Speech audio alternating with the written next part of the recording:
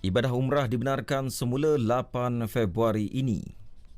Suntikan dos penggalak secara jumpa terus di Lembah Kelang bermula esok. Assalamualaikum dan salam sejahtera, saya Sabri Hambali dalam Utama 9 Malam.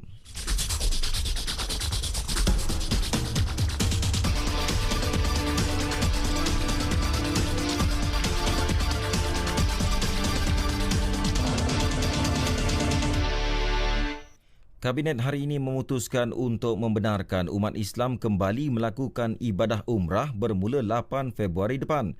Perkara itu diumum oleh Menteri Pelancongan, Seni dan Budaya, Datuk Seri Nancy Shukri. Tegasnya, kerajaan tidak berhasrat melanjutkan penangguhan sementara ibadah itu yang berkuat kuasa 8 Januari lepas, susulan penularan jangkitan varian Omicron.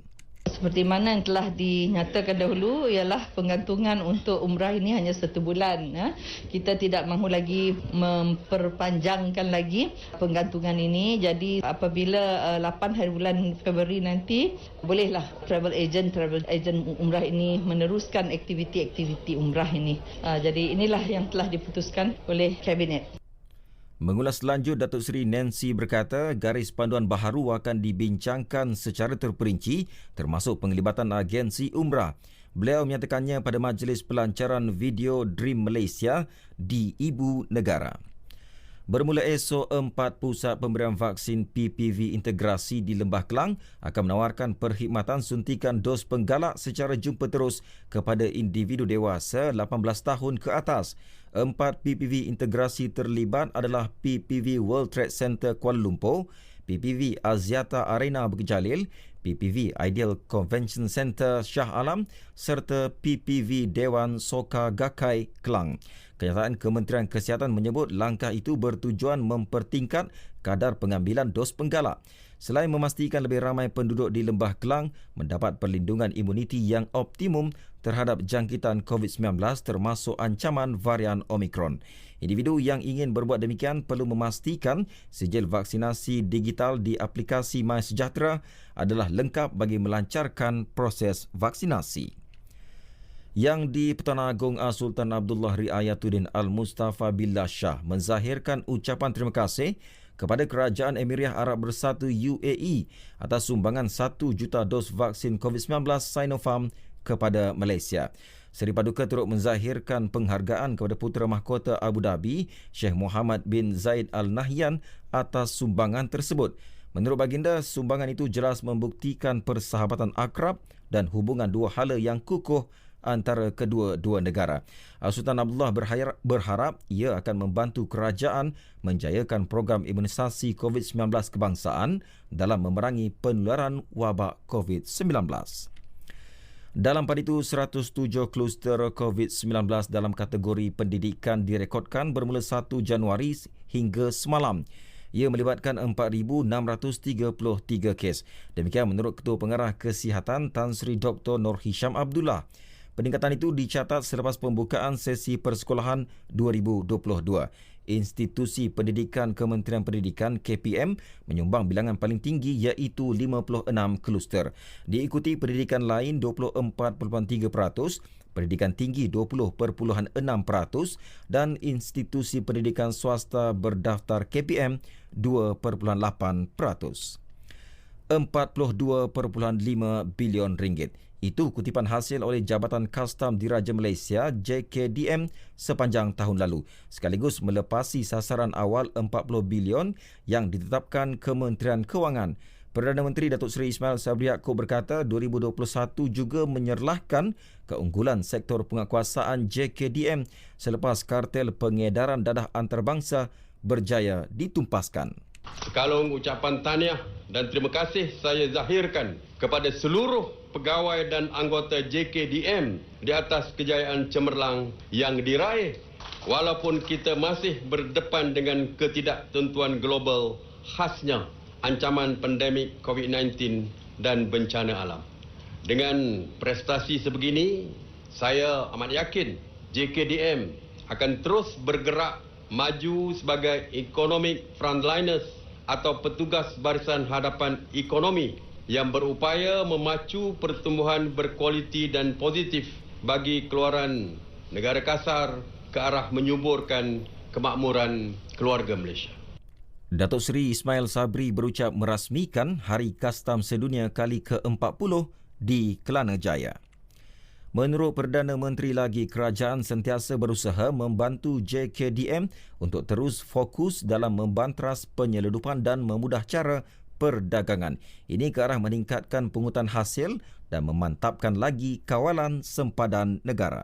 Adalah menjadi harapan saya supaya seluruh warga JKDM dapat menghayati maksud dan tema sambutan Hari Kastam Sedunia kali ke-40 ini. Ia perlu diterjemahkan dalam pelaksanaan tugas harian ke arah kecemerlangan perkhidmatan JKDM. Justru pada 2022 ini, saya berharap agensi ini dapat meningkatkan sasaran pungutan hasil. Ini dapat dihasilkan dengan usaha gigih seluruh warga JKDM dengan kerjasama daripada semua pihak, khususnya orang awam. Datuk Seri Ismail Sabri Yaakob. Dalam perkembangan lain, Polis Pulau Pinang berjaya merampas pelbagai jenis dadah bernilai hampir RM2 juta. Ini menerusi serbuan yang dilakukan di sekitar negeri itu antara Khamis dan Sabtu lepas. 4 warga tempatan termasuk pasangan suami isteri ditahan. Ketua Polis Pulau Pinang, Datuk Muhammad Suhaili Muhammad Zain berkata, pihaknya bertindak hasil maklumat dan risikan sejak sebulan lalu. Kejayaan itu bermula dengan penahanan seorang lelaki berusia 43 tahun di Bukit Minyak. Seterusnya membawa kepada tangkapan 3 lagi suspek. Pasangan suami isteri terbabit direman hingga esok, manakala 2 lelaki direman hingga Ahad ini. Masih belum dapat janji temu dos penggalak? Layari vaksincovid.protecthealth.com.my dan cari PPV terdekat. Daftar di PPV pilihan anda sebagai senarai menunggu. Berita seterusnya. 6 jenis barangan terkawal di senarai dalam skim harga maksimum musim perayaan Tahun Baharu Cina 2022. Ia akan mula dikuatkuasakan Sabtu ini hingga 4 Februari. Demikian jelas Menteri Perdagangan Dalam Negeri dan Hal Ehwal Pengguna, Datuk Seri Alexander Nantalinggi.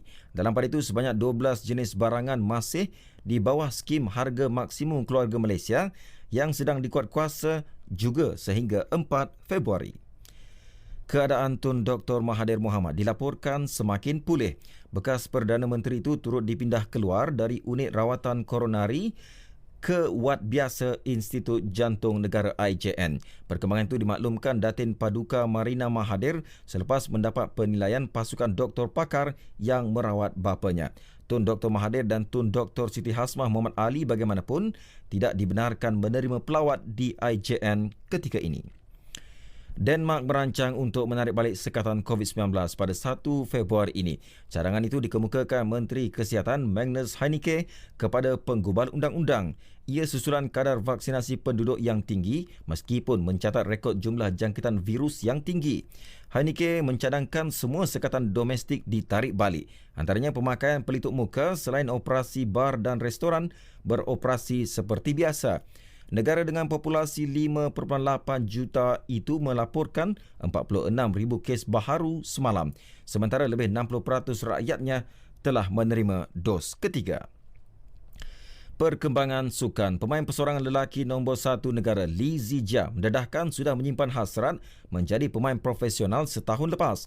Anak kelahiran Alor itu berkata hasrat tersebut tercetus sejak aksi tidak konsistennya pada 3 kejohanan di Thailand Januari tahun lalu. Pemain berusia 23 tahun itu juga mengesahkan bakal menubuhkan pasukannya sendiri dan bergerak sebagai pemain profesional.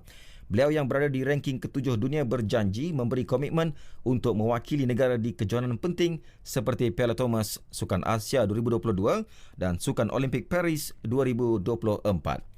Akhir sekali, juara dunia MotoGP 6 kali Marc Marquez akan menyertai sesi ujian rasmi pramusim di Litar Antarabangsa Sepang pada 5 Februari ini. Perkara itu disahkan pasukannya Repsol Honda. Marquez dibenarkan kembali beraksi di Litar menggunakan jentera baharu Honda selepas disahkan pulih daripada kecerahan mata akibat kemalangan semasa sesi latihan Oktober tahun lalu.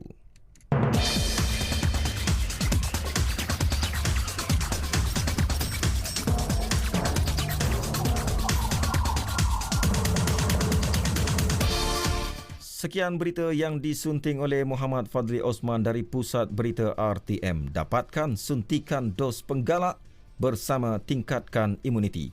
Assalamualaikum dan salam sejahtera.